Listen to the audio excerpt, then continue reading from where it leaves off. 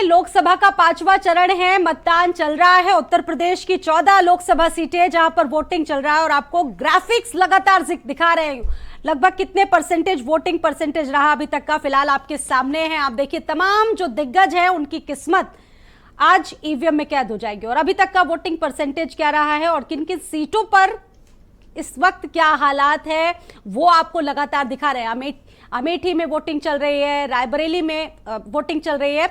अगर पिछले 2019 चुनाव की बात करें तो 14 में से 13 सीटों पर अभी बीजेपी का कब्जा है। और आप देखिए झांसी के अलावा हमीरपुर में भी वोटिंग लगातार जारी है, बांदा में भी वोटिंग चल रही है, आपको दिखा रहे हैं। और साथ ही साथ कौशाम्बी में भी आज वोटिंग का दिन है, 5वें चरण कौशाम्बी में वोटिंग चल रही है, फतेहपुर में भी वहां पर वोटिंग चल रही है और उसके साथ साथ गोंडा में भी सुबह से लोग मतदान के लिए निकल रहे हैं। कैसरगंज की अगर बात करें तो हाई प्रोफाइल सीट और इसी के साथ साथ आप देखिए बाराबंकी में भी वोटिंग चल रही है, फैजाबाद में भी वोटिंग चल रही है। तमाम सीटें बेहद महत्वपूर्ण और ग्राफिक्स आपके सामने हैं। और लखनऊ साथ साथ काफी हाई प्रोफाइल सीट माना जाता है और ये कहा जाता है कि पृष्ठभूमि अटल बिहारी वाजपेयी, देश के पूर्व पीएम, वहां से कई बार सांसद रहे और उनकी विरासत को संभाले हुए राजनाथ सिंह जी।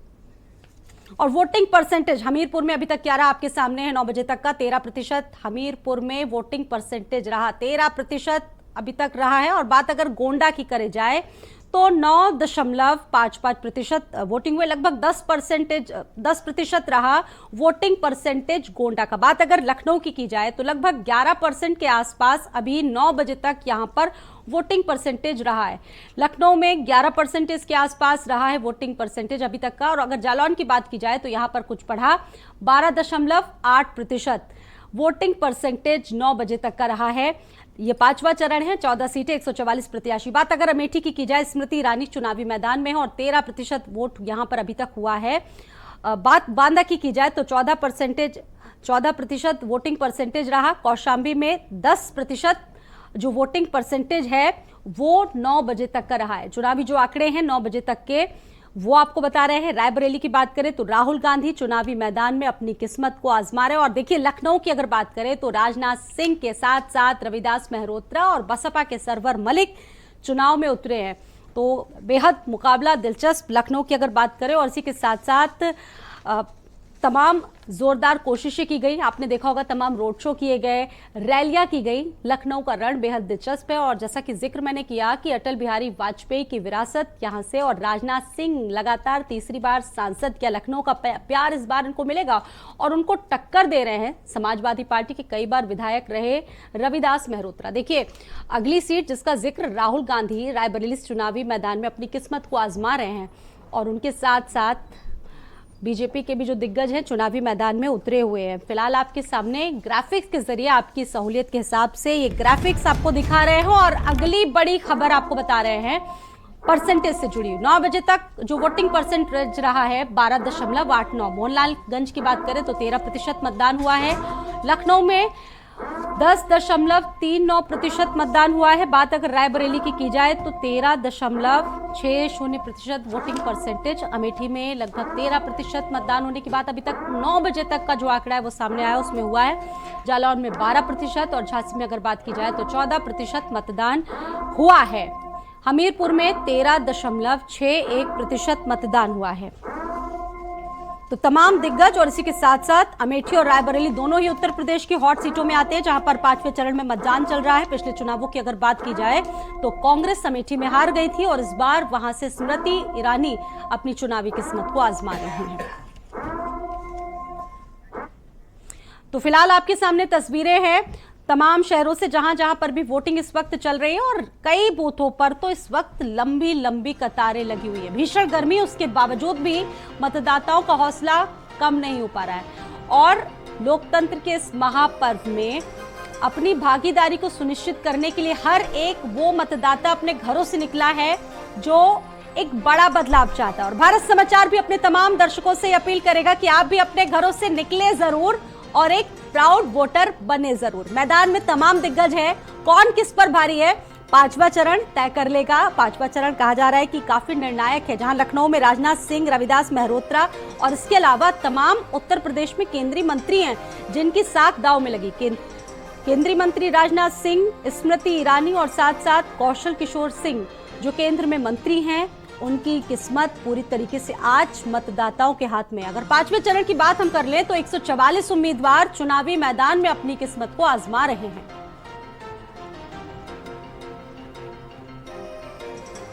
देखिए, हमारे देश के प्रधानमंत्री माननीय नरेंद्र मोदी जी के लिए और हमारे झांसी ललितपुर क्षेत्र से परम आदरणीय अनुराग शर्मा के लिए कमल का बटन दबाना है, देश हित में, राष्ट्र हित में, जिससे हमारे माननीय प्रधानमंत्री तीसरी बार कमल के वोट से प्रधानमंत्री बनेंगे और देश की सुरक्षा व्यवस्था और सबका साथ, सबका विकास, सबका विश्वास जीतते हुए हम पूरी जनता को और पूरे उत्तर प्रदेश की जनता को हम बहुत बहुत बधाई देते हैं, धन्यवाद देते हैं।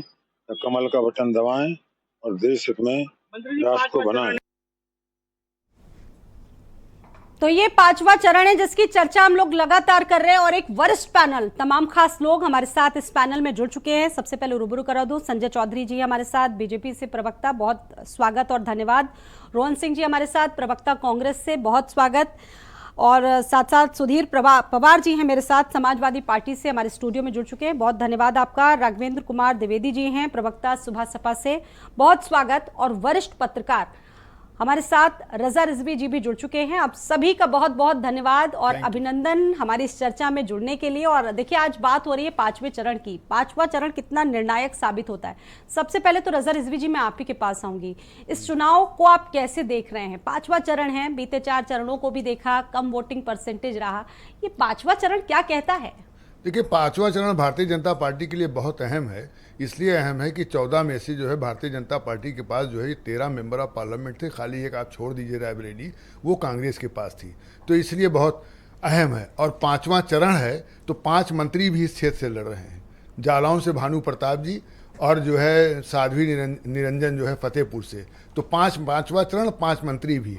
और इसमें आप समझिए भारतीय जनता पार्टी ने इन 14 लोकसभा में कोई भी टिकट पहले नहीं बदला था 2019 का, लेकिन खाली एक टिकट जो है वो बाराबंकी से वो बदला गया है, इसलिए कि वहाँ जो है वो रावत जी ने टिकट वापस कर दिया था।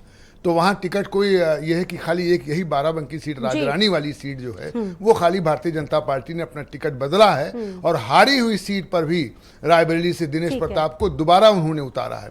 और 8 ऐसे मेंबर ऑफ पार्लियामेंट यहाँ लड़ रहे हैं जो तीसरी बार लड़ रहे हैं, तीसरी बार, यानी वो हैट्रिक बनाने में लगे हुए हैं। और वो जिले हैं लखनऊ, राजनाथ सिंह, वो जिला वो है गोंडा जहां से कीर्तिवर्धन सिंह है, मोहनलालगंज से जो है वो कौशल किशोर हैं, और अयोध्या से लल्लू जी हैं, जालौन से भानु प्रताप हैं, और हमीरपुर से जो है पुष्पेन चंदेल हैं, फतेहपुर से साध्वी निरंजन हैं, मुकाबला काफी से विनोद कांटे का मान रहे। ठीक है, एक बार रुक कर लेते हैं। संजय चौधरी, आपसे भी बातचीत आगे चलती रहेगी। हमारे साथ प्रवक्ता संजय चौधरी जी भी जुड़े हुए हैं। संजय चौधरी जी, आप इस पांचवें चरण को किस तरीके से देख रहे हैं, जहां एक तरफ राजनाथ सिंह हैं, केंद्रीय मंत्री स्मृति ईरानी है, कौशल किशोर जैसे केंद्रीय मंत्री मौजूद हैं, कितना महत्वपूर्ण मुकाबला और बीजेपी के लिए कितनी बड़ी चुनौती देख पा रहे हैं आप? संजय जी, देखिए, भारतीय जनता पार्टी के लिए ये जो क्षेत्र है वो हमेशा से बड़ा मजबूत रहा है और इसी क्षेत्र में वो निर्णायक घटना है जिसने पूरे देश को प्रभावित किया। अयोध्या में राम जन्मभूमि के मंदिर का निर्माण, वर्षों तक देश की राजनीति में इसका असर रहा, वो साकार सपना अयोध्या में हो रहा है। अयोध्या के आसपास का ये पूरा रीजन है। तो मैं समझता हूं कि पहले से भारतीय जनता पार्टी के लिए बहुत अच्छा रिजल्ट देने वाला ये चरण है।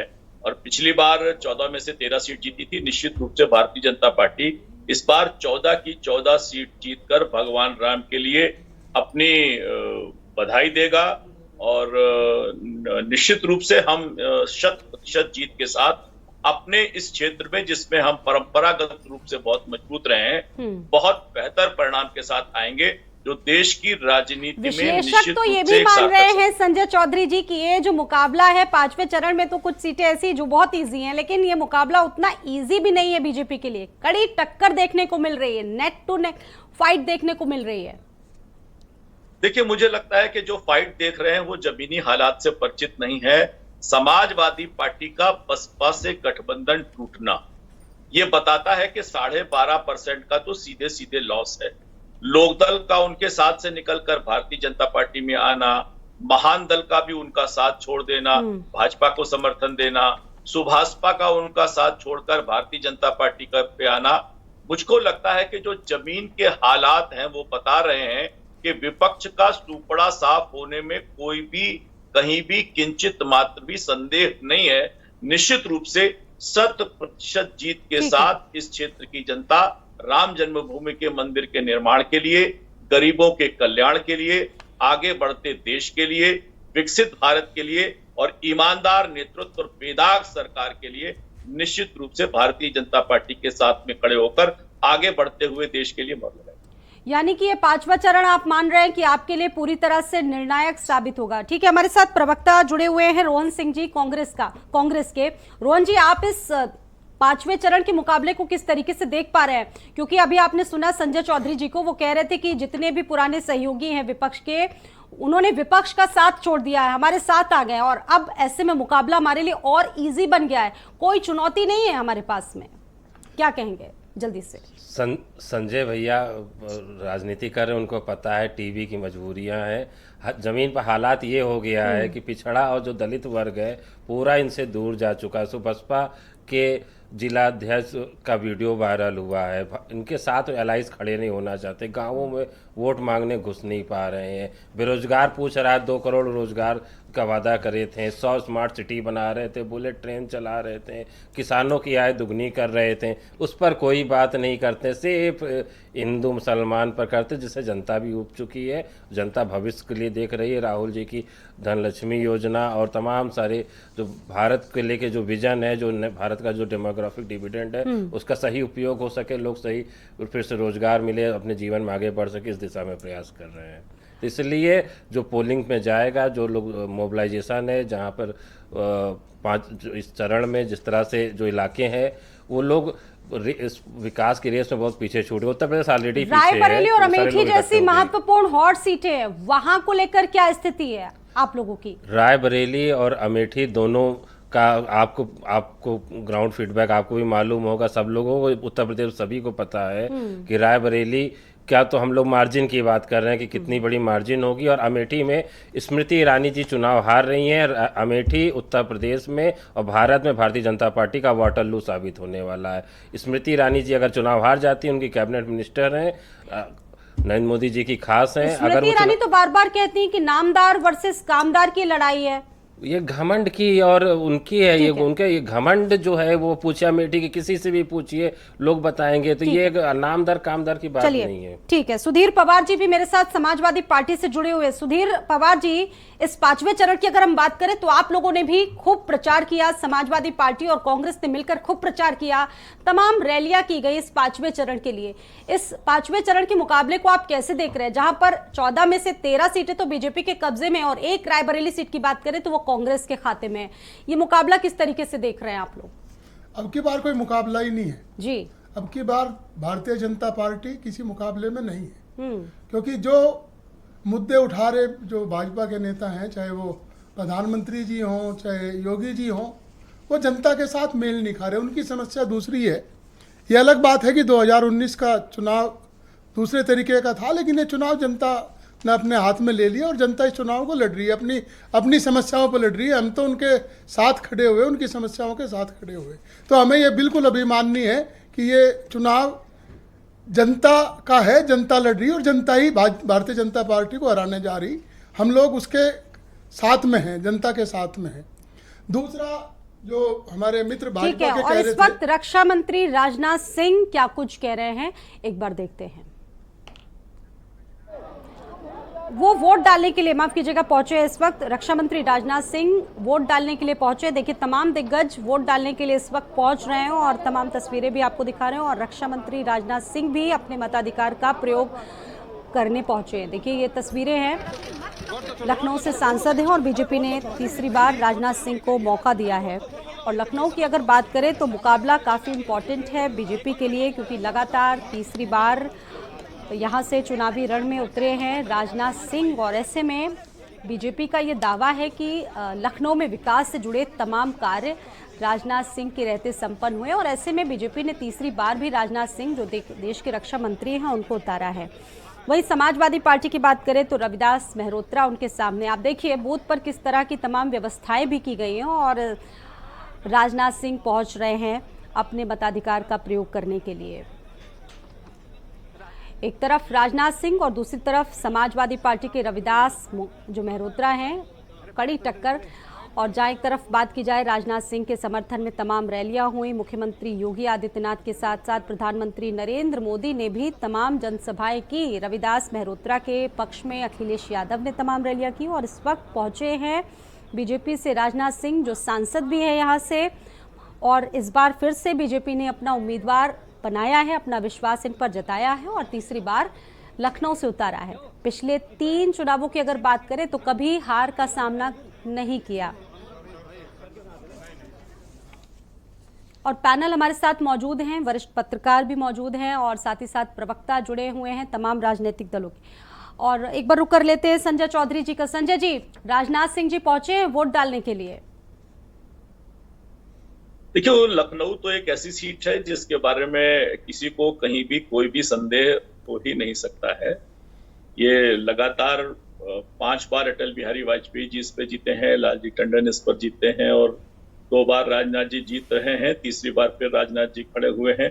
भारतीय जनता पार्टी कम से कम 5 लाख वोटों के साथ इस सीट को जीतने वाली है और इस सीट की जीत का असर ही सारे क्षेत्र में आसपास दिखाई दे रहा है। तो ये 5वां चरण तो भारतीय जनता पार्टी के लिए बिल्कुल आप ये समझिए कि बड़े जीत के कीर्तिमान को बनाने वाला है। और राजनाथ जी ने जिस प्रकार से इस लखनऊ संसदीय क्षेत्र में बेहतरीन काम किया है तो निश्चित रूप से भारतीय जनता पार्टी कम से कम 5 लाख वोट से जीतने वाली है और इसका असर आसपास के क्षेत्र पे भी पड़ेगा। मुझको लगता है कि इस जीत की गूंज रायबरेली में भी सुनाई पड़ेगी और विपक्ष जिन मुद्दों को लेकर जा रहा है, मैंने कहा अच्छा, मुद्दे आपको लगता है संजय चौधरी जी मुद्दे कुछ हैं? क्योंकि आप लोग बता रहे हैं कि कोई मुकाबला नहीं, राजनाथ सिंह जीत रहे हैं, लेकिन फिर भी कुछ मुद्दे हैं। मैं आपको बता रही हूँ, आरक्षण, बेरोजगारी, महंगाई और जीएसटी जैसे लखनऊ के ऐसे मुद्दे हैं जिनसे यहाँ के वोटर्स परेशान हैं।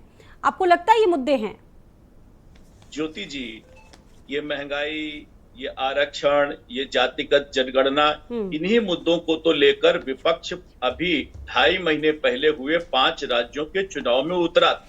यही मुद्दे थे उनके और इन 5 राज्यों में सारे के सारे 5 राज्यों में भारतीय जनता पार्टी ने कांग्रेस और कांग्रेस के साथियों को बड़ी हार का सामना कराया था। तो मुझे लगता है कि ये वही मुद्दे बार बार लगातार उठाते हैं और चुनाव दर चुनाव, चाहे लोकसभा का हो, विधानसभा का हो, पंचायत का हो, नगर निगम का हो, राज्य सभाओं का हो, उनमें भारतीय जनता पार्टी के प्रति लोग जुड़ रहे हैं और सपा और कांग्रेस के लोग भी जुड़ रहे हैं। रायबरेली जैसी सीट पर कांग्रेस के 2-2 सिटिंग अगर एमएलए भारतीय जनता पार्टी में आ रहे हैं तो बताने के लिए पर्याप्त है कि जमीन के हालात पर वहां स्थिति क्या है। ये जनता ऐसे लोगों को कैसे चुन सकती है जो जीत कर भी अपनी कॉन्स्टिट्यूंसी में ना आए, जैसे सोनिया गांधी, और हार कर भी अपनी कॉन्स्टिट्यूंसी में ना आए, जैसे राहुल गांधी। तो मुझे लगता है कि जनता से जुड़ कोई भी जनप्रतिनिधि जनता की अपेक्षाओं पर पूरा नहीं उतर सकता और इसीलिए इस बार 14 सीट जीतकर भारतीय जनता पार्टी बड़े अंतर के साथ 400 के आंकड़े को पार करेगी। ठीक है, राघवेंद्र द्विवेदी जी भी हमारे साथ जुड़े हैं, प्रवक्ता सुबह सपा से। राघवेंद्र जी, आप क्या कहेंगे इस 5वें चरण के लिए? आप इसको किस तरीके से देख रहे हैं? क्या लगता है क्या मुद्दे हैं, किस तरीके से वोटर्स वोट करने के लिए निकले हैं, क्या है उनके मन में? स्वाति जी, देखिए 5वां जो चरण हो रहा है उत्तर प्रदेश में, आज 14 सीटों पर मतदान हो रहा है और 14 सीटों पर जो मतदान हो रहा है उसमें केवल एक अगर रायबरेली की बात करें तो वो रायबरेली ही बस हम लोग हारे थे। वो भी ऐसी स्थिति में हारे थी एनडीए गठबंधन जब Samajwadi party, Bahujan Samaj party, RLD और कांग्रेस सब मिल के लड़े थे। तो जब सब मिल के लड़े थे और सब हार गए तो आज तो सब अलग अलग लड़ रहा है। समाजवादी पार्टी और कांग्रेस का बेमेल गठबंधन ये बताता है कि उत्तर प्रदेश में ये यूपी के 2 लड़के 2017 के विधानसभा में चुनाव लड़ चुके हैं। स्थिति क्या हुई? पूर्ण बहुमत की समाजवादी सरकार लटक गई और कांग्रेस पार्टी के 7 विधायक तो ये जनता है, और जनता लगातार 2014 से, जब से माननीय मोदी जी प्रधानमंत्री बने हैं और उत्तर प्रदेश में योगी जी 2017 में जब से मुख्यमंत्री बने हैं, तब से जनता लगातार समर्थन दे रही हो, चाहे वो 14 का चुनाव हो, 17 का चुनाव हो, 19 का चुनाव हो, 22 का चुनाव हो या 24 का चुनाव हो। जी। नगर निगम, नगर पंचायत और राज्यसभा के भी चुनाव में लोग बढ़ चढ़ के हिस्सा लिए एनडीए के समर्थन में। जी ठीक ये है। चुनाव का जो नारा है वो लगभग कंप्लीट हो गया है। 4 चरणों के चुनाव में हम लोग पूर्ण बहुमत प्राप्त कर चुके थे। आज का जो चुनाव है, अब आज से हम लोग 5वें, 6वें और 7वें चरण में 400 का आंकड़ा पार कर लेंगे। रजा रिजवी जी, एक वरिष्ठ पत्रकार के नाते आप 5वें चरण की बात आप इसको देख रहे हैं, लोकतंत्र का 4 चरणों की अगर बात करें तो वोटिंग परसेंटेज भी कम रहा। ये आपको लगता है कि 5वां चरण, इसमें कुछ उम्मीद है वोटिंग परसेंटेज के बढ़ने की? हालांकि कोशिशें की गई इस बार ज्यादा से ज्यादा, लेकिन क्या लगता है कि रुझान बढ़ेगा मतदाताओं का? देखिए, ऐसा है कि सुबह तक तो रुझान रहेगा 11 बजे तक, और उसके बाद जाहिर सी बात है गर्मी ज़्यादा है और उसमें आदमी को निकलने में तकलीफ होगी। लेकिन यह है कि फिर शाम के 4 बजे से लेकर 6 बजे तक फिर परसेंटेज बढ़ेगा और लोगों को दिलचस्पी है। अब ज़रा से धीमे धीमे जो है परसेंटेज कुछ अबव हुआ है, बढ़ा है। लेकिन आप देखिए कि आफ्टर ऑल जो ये 14 लोकसभा की सीटें हैं, इसमें अगर हम निगाह डालते हैं तो आप देखिए 4 ऐसी सीटें हैं भारतीय जनता पार्टी की, और तो सीटें जो है वो सब 1 लाख से ऊपर जीती। जैसे झांसी से अनुराग शर्मा जब जीते थे, इन 14 की मैं बता रहा हूँ आपको खाली 2019 का, तो अनुराग शर्मा जीते थे 3 लाख जो है 63,730 वोट से, और राजनाथ सिंह जीते थे 3,47,302 वोट से, और ब्रिजभूषण शरण जीते थे 2,61,601 वोट से, और हमीरपुर से पुष्पेन जीते थे 2,48,652 वोट से, और फतेहपुर से साध्वी निरंजन जीती थी 1,97,396 वोट से, और गोंडा से कीर्तिवर्धन जीते थे 1,66,360 वोट से, और यही बाराबंकी से उपेंद्र रावत जीते थे 1,09,745 वोट से, और जालौन से भानु प्रताप जीते थे 1,58,370 वोट से। लेकिन 4 सीटें ऐसी हैं, आप देखिए कि 4 सीटें ऐसी हैं, अब भारतीय जनता पार्टी ने उन्हीं को टिकट दे दिया। सबसे कमज़ोर सीट जो भारतीय जनता पार्टी की है वो कौशाम्बी है, वहाँ जो है 38,722 वोट से जीते थे। लेकिन भारतीय जनता पार्टी कोशिश कर रही है और लोगों को मिलाने की कोशिश कर रही है कि यहाँ इस सीट को हम कैसे अच्छा, जीत आप ले कौन जाएं। कौन सी सीटें देख रहे हैं जहां पर कड़ा मुकाबला है और कौन कौन सी इजी है? बीजेपी की अगर बात करें, देखिए, अगर उसके जो बाद विपक्ष की देखिए बात करेंगे। मार्जिन अगर कम है तो जाहिर सी बात है भारतीय जनता पार्टी को बहुत मेहनत करनी पड़ेगी उस मार्जिन को कवर करने के लिए। आर के पटेल बांदा के 58,938 वोट से जीते, स्मृति ईरानी 55,120 वोट से जीती, और यही लल्लू सिंह अयोध्या से खाली 65,574 वोट से जीते हैं। अब लल्लू को तो कम से कम 2 लाख से जीतना चाहिए, क्योंकि भाई 22 जनवरी को वहाँ जैसा माना जाता है कि प्राण प्रतिष्ठा हुई है। लेकिन अब समय बताएगा कि कितने सीट जीतते हैं। और भारतीय जनता पार्टी ने, जबकि जो वीके सिंह 9 लाख वोट पाए थे और 5 लाख से ज्यादा वोट से जीते थे, लेकिन भारतीय जनता पार्टी ने उनका टिकट काट दिया। और उनके सामने समाजवादी पार्टी के अवधेश प्रसाद हैं, फैजाबाद की अगर बात अवधेश प्रसाद 9 बार के एमएलए रहे हैं, 6 विधायक बार रह के चुके मंत्री हैं। रहे ठीक है, रुक हैं। कर लेते हैं सुधीर पवार जी का। अगर चलिए फैजाबाद की सुधीर जी हम बात करें तो वहां का जो मुकाबला है काफी महत्वपूर्ण देखने को मिल रहा है, और सबसे बड़ी बात यह है कि वहां पर राम मंदिर का निर्माण हुआ है। आप किस तरीके से देख रहे हैं? आप लोगों पर गंभीर आरोप लगे, आप लोग वहां पहुंचे नहीं। आप पिछली बार भी आपने बीच में व्यवधान किया था, अब की बार मेरी बात सुन लीजिएगा जी। हिंदुस्तान का हर एक नागरिक जिस तरीके से राम मंदिर का निर्माण चाहता था उस तरीके से निर्माण हुआ। सुप्रीम कोर्ट ने, माननीय सर्वोच्च न्यायालय ने डिसीजन दिया, उसके लिए ट्रस्ट बना, उसमें प्रधानमंत्री के नाते मोदी जी ने उसका प्राण प्रतिष्ठा में हिस्सा लिया। वो उनका अपना विवेक था कि वो उसमें आते नहीं आते। शायद ही किसी को इस बात से मतभेद रहा होगा कि राम मंदिर निर्माण का ये तरीका नहीं होना चाहिए था। राम मंदिर निर्माण को सबने स्वागत किया, इस तरीके के जिस तरीके से उसका निर्माण हुआ। तो राम मंदिर निर्माण का ना तो कोई विरोध था ना कोई मुद्दा है। राम मंदिर निर्माण पूरा हो गया, सर्वोच्च न्यायालय ने पूरा कराया। जहाँ तक अयोध्या फैजाबाद के चुनाव की बात है, यदि आप वहाँ की समस्याओं को देखें, किसानों को मुआवजा नहीं मिला, लोगों के घर तोड़े गए ज़बरदस्ती सड़क चौड़ी करने के नाम पे, उसे एक टूरिस्ट प्लेस करने के लिए जो स्थानीय लोग थे वो लगातार विरोध करते रहे। तो ये कुछ ऐसे मुद्दे हैं जो चुनाव में वोट डालने का मौका मिलता है, सरकार के सामने कोई खड़ा नहीं हो सकता। हम याद दिला दें आपको, माननीय मुख्यमंत्री योगी जी ने ही वहाँ पे जो मेयर थे उनके लिए कहा था कि आपने बहुत वो कर लिया। फिर वहाँ के जो IAS अफसर थे उनके लिए काफ़ी निकला कि कैसे ज़मीन में घोटाला हुआ।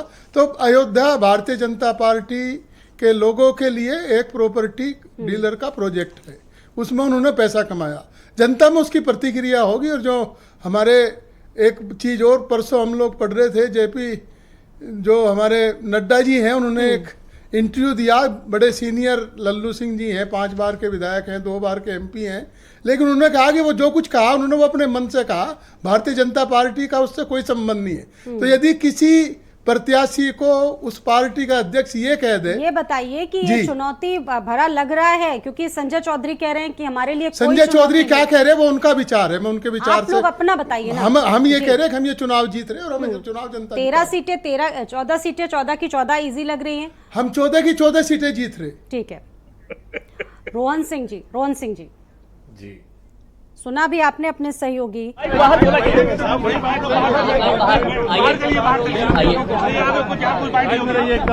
आगे चलिए आप लोग, आगे चलिए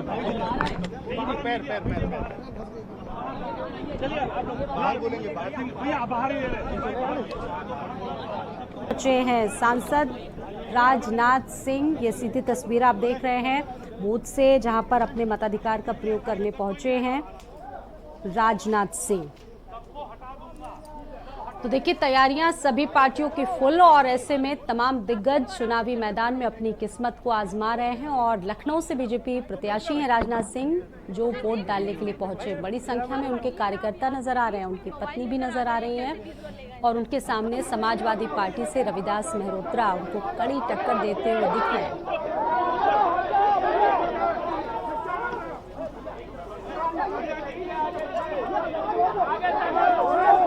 देखिए वो दिखा रहे हैं कि वोट उन्होंने डाल लिया, और आम जनता से और आम मतदाताओं से भी वो अपील कर रहे हैं कि भाई आप लोग भी अपने घरों से निकलें, वोट ज़रूर दें। आप उनकी बॉडी लैंग्वेज को देख रहे हैं, काफ़ी मुस्कुरा रहे हैं, और लोगों से भी अपील कर रहे हैं कि भाई वो वोट ज़रूर दें, क्योंकि ये लोकतंत्र का महापर्व है। आपके घर से आपका निकलना बेहद ज़रूरी है, आपका वोट डालना बहुत ज़रूरी है, और आपका एक वोट देश में तमाम बदलाव ला सकता है। देखिए वोट डाल लिया है रक्षा मंत्री राजनाथ सिंह ने, और बीजेपी ने उनको तीसरी बार लखनऊ से अपना प्रत्याशी बनाया। अगर बात की जाए 1990 के दशक से लगातार बीजेपी ने यहाँ पर कभी भी हार का मुंह नहीं देखा है। लखनऊ की अगर बात करें तो हमेशा से यहाँ पर बीजेपी की स्थिति काफ़ी मजबूत मानी जाती है, क्योंकि पूर्व प्रधानमंत्री जी बिल्कुल, तो यहाँ पर बीजेपी की स्थिति काफ़ी मजबूत है। और ऐसे में यहाँ पर तमाम कार्य भी हुए हैं। लखनऊ की अगर बात करें, जैसा कि बीजेपी दावा करती है, और राजनाथ सिंह के समर्थन में तमाम रैलियां हुई। खुद प्रधानमंत्री नरेंद्र मोदी, मुख्यमंत्री योगी आदित्यनाथ ने भी राजनाथ सिंह के समर्थन में रैलियां की, वोटर से अपील की। लेकिन आज मतदाताओं का दिन है और तमाम वोटर्स अपने घरों से निकल रहे हैं वोट की चोट पे।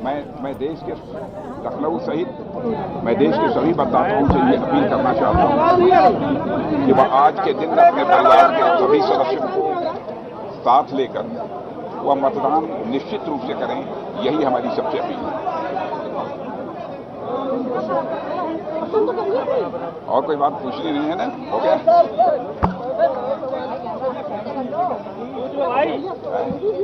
अब तो कुछ नहीं पूछना है ना, ठीक है? क्या उम्मीद है बीजेपी को? क्या उम्मीद है बीजेपी को? ऐसा जा रहा है। अब देखिए फैसला तो जनता के हाथों में है, लेकिन हम लोगों का एनडीए का संकल्प 400 प्लस का है। मैंने अब सीटों के बारे में कोई प्रेडिक्ट मैं नहीं करना चाहूंगा इस समय। सर हम लोग की फोटो नहीं बन पाई, प्लीज थोड़ा हो जाओ भाई, हो जाओ, लगा दो भाई, थोड़ा आगे सर, फेस पे आ रहा हल्का सा नीचे। चलिए लो वैसे कर लो, नहीं पास से कर, मैम थोड़ा सा नीचे कर लो। हाँ जी, थैंक यू सर। हो गया, आगे धन्यवाद, थैंक यू।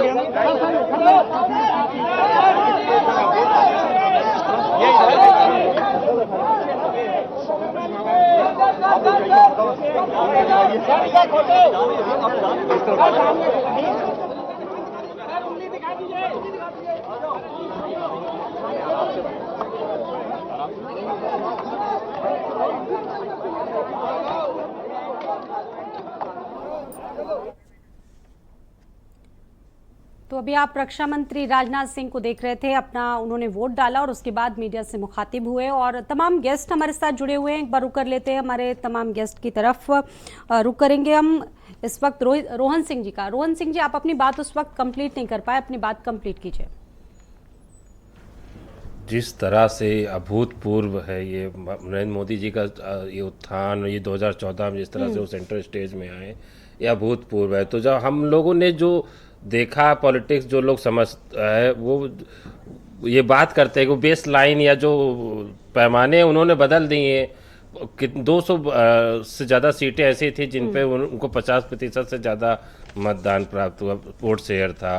तो जो चीज़ 2000 हम लोग एक थ्योरी दिया करते हैं, जो चीज़ 2014 में हो चुकी है वो 2024 में भी हो सकती है, क्योंकि फिलोसफिकली ये कहा जाता है कि जो एक चीज़ एक बार हो गई वो दोबारा भी करी जा सकती है और होती भी है। जो ज़मीन पर देख रहा हूँ, कोई किसी को करंट नहीं दिखेगा, कोई लहर नहीं दिख रही है। और ऐसा इसलिए है क्योंकि लोगों में उत्साह नहीं है इस सरकार के प्रति। इन्होंने 10 साल में जिनके बच्चे ओवर एज हो गए हैं, उनसे कहिए कि राम मंदिर बन गया है, जाके कमल का बटन दबा के आइए, फिर उनके दिल से पूछिए कि क्या गुजरती है। तो बहुत बड़ी परेशानी देश पिछले 10 सालों में जिस तरीके से माहौल रहा देश में, सामाजिक अशांति रही है, एक धर्म को दूसरे धर्म से, एक जाति को दूसरे जाति से लड़ाने की बात हो रही थी। आज राजनाथ सिंह जी की पोलिंग है और आज एक बड़ा इंटरेस्टिंग वाकया है कि अमर उजाला में पेज नंबर 10 पर राजनाथ सिंह जी का साक्षात्कार छपा हुआ है और उसमें उन्होंने कहा है कि आरक्षण की समीक्षा होनी चाहिए और आरक्षण को आर्थिक आधार पर लागू किया जाना चाहिए। तो जैसा कि कहा भी जाता है कि आरक्षण खत्म करने की जो बहस शुरू होती है वो इससे शुरू होती है कि आरक्षण का आधार जाति ना होकर धर्म होना चाहिए, जाति ना होकर आर्थिक स्थिति होना चाहिए। संजय चौधरी जी, राजनाथ सिंह के आर्टिकल का जिक्र कर रहे हैं, क्या कहेंगे इस पर, आरक्षण पर? देखिए, मुझे लगता है कि समाजवादी पार्टी को समाजवादी पार्टी का घोषणा पत्र पढ़ना चाहिए। समाजवादी पार्टी अपने घोषणा पत्र में कहती है कि हम जो आरक्षण देने की मांग कर रहे हैं उस आरक्षण में अल्पसंख्यकों को भी हिस्सा मिलना चाहिए। ये समाजवादी पार्टी के घोषणा पत्र का हिस्सा है। ये बताने के लिए पर्याप्त है कि ये बात तो आरक्षण के लिए करते हैं, लेकिन पिछड़ों का, दलितों का, अनुसूचित वर्ग का, इनका हिस्सा काटकर मुस्लिम समाज को आरक्षण देने की ये बात करते हैं। जो 14-15% लोग हैं उनको कितना आरक्षण दे देंगे? उनको पहले से आरक्षण मिल रहा है, सरकारें दे रही हैं। कि राम जन्मभूमि का प्रश्न का कोई विरोध नहीं था और अब यह कोई मुद्दा नहीं है। जानकारी गलत है। यही समाजवादी पार्टी है जो कार सेवकों पर गोली चलाती है। यही समाजवादी पार्टी है जो राम जन्मभूमि का विरोध करती है और बाबरी मस्जिद एक्शन कमेटी के सेक्रेटरी जफर याब जिलानी को समाजवादी पार्टी सरकारी वकील बनाती है और समाजवादी पार्टी सरकार के खर्चे पर बाबरी मस्जिद का मुकदमा लड़ती है। और देखिए, राजनीतिक रूप से कितना विभ्रम है, कितना आपके विपक्षी तो कह रहे हैं कि राम मंदिर का जो मुद्दा है पुराना हो चुका है। संजय जी, शुरू से जितने लोग मंदिर में जा रहे हैं, दर्शन कर रहे हैं, लेकिन उस आधार पर वोट आपको नहीं मिलने वाला है, क्या कहेंगे? चारों शंकराचार्यों ने भी दर्शन नहीं किया, तो वो भी बोल रहे हैं चारों शंकराचार्यों ने दर्शन नहीं किया, कांग्रेस के प्रवक्ता कह रहे हैं। देखिए, कांग्रेस तो ये कहेगी, कांग्रेस शुरू से इस मंदिर पर ताला किसने डलवाया था? कांग्रेस के समय पे इस मंदिर पर ताला डला था, देश की स्वतंत्रता के समय ताला डला था।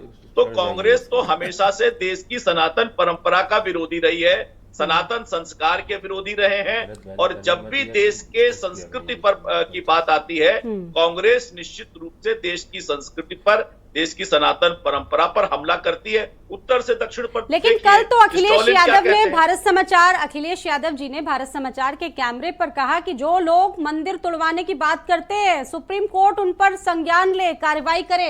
शायद आप लोगों ने देखा भी हो। क्या कहेंगे इस पर? आप लोगों को सनातन विरोधी कहा जाता है बार बार, और बार बार कह रहे हैं बीजेपी वाले कि आप लोग मंदिर पर बाबरी नाम का ताला लगवा देंगे। क्या ऐसा है? उनकी दुकान जो है, राजनीतिक दुकान, वो धर्म के अलावा उनके पास कोई मुद्दा नहीं है।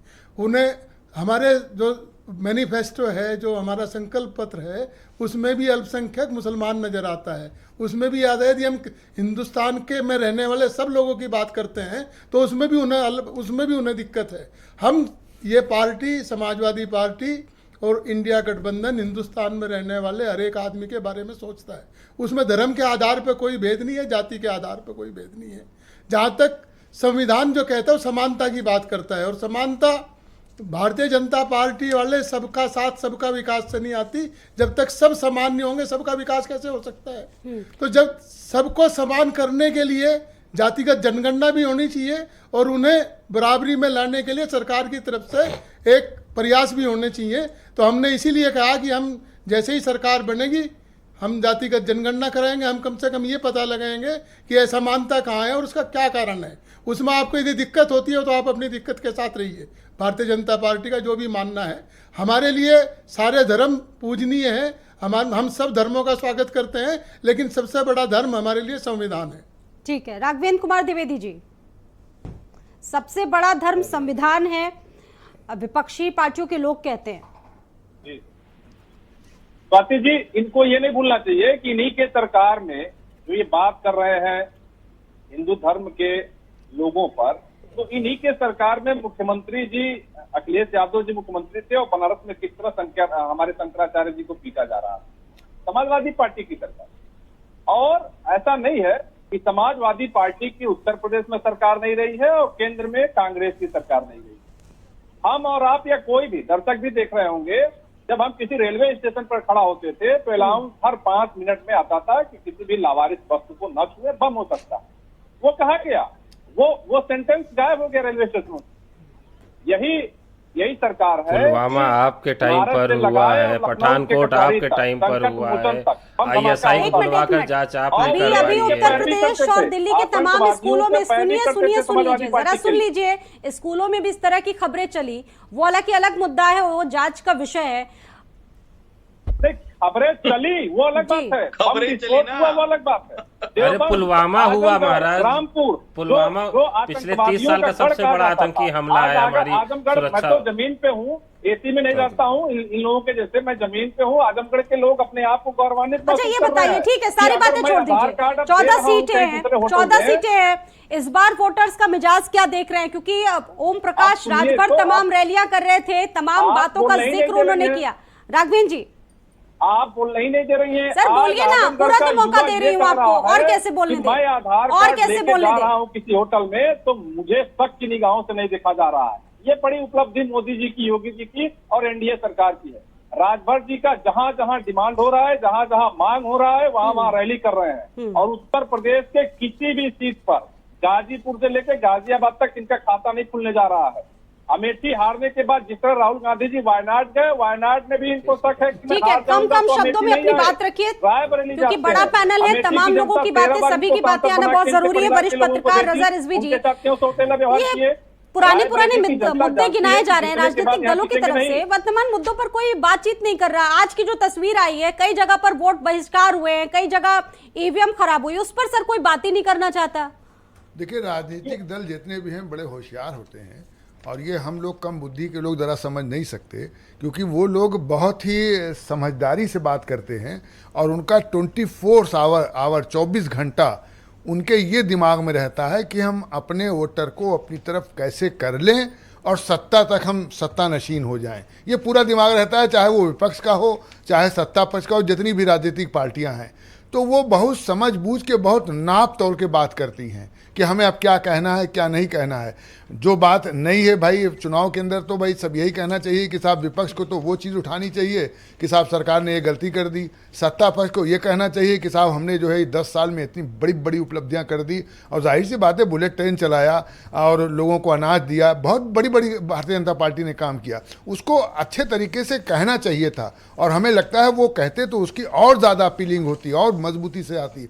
लेकिन आज के जो चुनाव है बहुत इंटरेस्टिंग चुनाव है आज का, क्योंकि 49 सीट का चुनाव है। 41 पे जो है वो भारतीय जनता पार्टी गठबंधन के साथ थी, एनडीए का 41 सीट। अब अगर ये 49 सीट में अगर ये 41 सीट पाते हैं तो आप समझिए भारतीय जनता पार्टी का रिजल्ट 100% होगा। अगर इसमें से कोई भी सीट कम होती है, बढ़ जाती है तो वेरी गुड, 100 से ऊपर चले जाएंगे आप। कम होती है तो इसमें फिर इनका परसेंटेज जो है वो जीतने का परसेंटेज कम होगा। और आप देखिए कि जो ये 14 हुआ उत्तर प्रदेश का, इसमें 13 सीट जीते थे, एक खाली कांग्रेस जीती थी। आप देख लीजिए इसके अलावा जो है वो महाराष्ट्र में 13 जो है चुनाव आज हो रहे हैं 13 लोकसभा में, जिसमें भारतीय जनता पार्टी के पास खाली 6 जो है वो सीट थी और 7 शिवसेना के पास थी। तो आज ये 6 सीट भारतीय जनता पार्टी को जीतना है तो 100% होगा, और 7 शिवसेना जीती है। और यही आप देखिए पश्चिम बंगाल में जो है 7 चुनाव, आज 7 जो है लोकसभा का चुनाव हो रहा है, जिसमें 3 भारतीय जनता पार्टी के पास है और 4 जो है टीएमसी के पास है। तो भारतीय जनता पार्टी ये भी एक बार वो तस्वीर भी अपने दर्शकों को जरूर दिखाना चाहेंगे कि मंडलायुक्त रोशन जैकब पहुंची हैं विभिन्न बूथों का निरीक्षण करने, जायजा लेने के लिए कि वहां पर क्या स्थितियां हैं, चुनाव किस तरह से हो रहे हैं और क्या व्यवस्थाएं वहां पर की गई। क्योंकि गर्मी बेहद ज्यादा है, गर्मी की तपिश जहां पूरा उत्तर प्रदेश झेल रहा है, वहीं आप देखिए वोटर्स को कैसे अपने घरों से निकाला जाए, बूथों पर किस तरीके से अतिरिक्त व्यवस्थाएं की जाए ताकि वोटरों का रुझान लोकतंत्र के इस महापर्व के प्रति बढ़ाया जाए। रोशन जैकब निकली हैं, देखिए बूथों का, विभिन्न बूथों का उन्होंने निरीक्षण किया और इस वक्त वो लखनऊ में ही मौजूद हैं। तमाम बूथों का वो बारीकी से निरीक्षण कर रही हैं, अधिकारियों से भी बातचीत कर रही हैं और साथ ही साथ दिशा निर्देशित वो कर रही हैं कि किसी भी तरह की समस्याएं ना हो वोटर्स को।